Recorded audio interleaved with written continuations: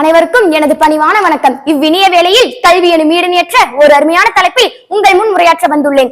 என் சகோதர சகோதரிகளே, அறிவை வளர்ப்பது கல்வி, அறியாமையை அகற்றுவது கல்வி, அல்லல்ல குறையாதது கல்வி, அறிஞர்களை உருவாக்குவது கல்வி, வார்த்தைகளை புரிய வைப்பது கல்வி என்ற வரிகளின் தொடர்ச்சியாக கல்வி எனப்படுவது அறிவு, படிப்பு என்று சொல்லகராதின்படி எடுத்துரைக்கப்படுகிறது.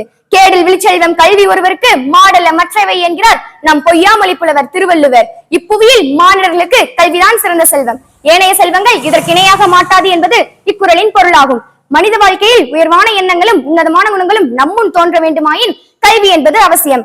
வாழ்க்கை என்ற வீட்டில் கல்வி என்ற விளக்கு ஏற்றப்பட்டால் தான் வாழ்க்கை குன்றின் மேலிட்ட விளக்கு போல பிரகாசமாக இருக்கும். இந்த நவீன காலத்திலும் நாம் கல்விக்கான சில சவால்களை எதிர்கொள்ள வேண்டியதாக உள்ளது. டிஜிட்டல் கல்விக்கான நிதி நெருக்கடி, தொழில்நுட்ப இடைவெளி, ஆசிரியர் மற்றும் உள்கட்டமைப்பு பற்றாக்குறை, கற்றல் வறுமை மற்றும் பள்ளி இடைநிற்றல். நாம் இந்த சவால்களை எதிர்கொள்ள சில தீர்வுகள் உள்ளது.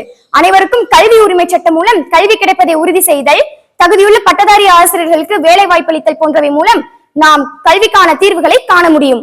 முடிவுரையாக, பெற்ற பிள்ளை கைவிட்டாலும் கற்ற கல்வி கைவிடாது. ஆகவே ஓதாமல் ஒரு நாளும் இருக்க வேண்டாம் என்பதை அறிந்து நாம் இந்த உலகில் சிறகடித்து பரப்போம் என்று கூறி எனக்கு பேச வாய்ப்பளித்த அனைத்து நல்லுள்ளங்களுக்கும் என் மனமார்ந்த நன்றி கூறி பணிவுடன் விடைபெறுகிறேன். நன்றி, வணக்கம்.